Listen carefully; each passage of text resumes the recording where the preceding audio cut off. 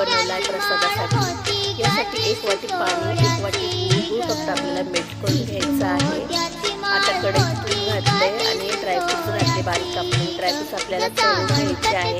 आता थोडं तूप घालून 1 वाटी जाड गव्हाचं पीठ घातलेलं आहे, जाडसर, आणि अगदी खमंग असं भाजून घ्यायचं आहे आपल्याला, अगदी लालसर होईपर्यंत। आता त्यात गुळाचं पाणी घातलं मी आणि एकजीव करून घ्यायचं आहे, मिक्स करून घ्यायचं आहे चांगलं त्याप्रमाणे।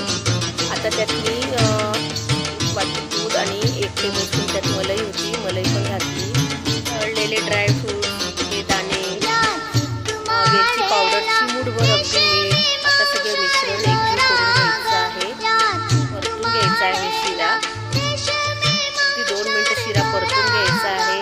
अगदी मऊ लुसलुशीत बाप्पासाठी प्रसाद तयार झालेला आहे, तर नक्की रेसिपी करून बघा।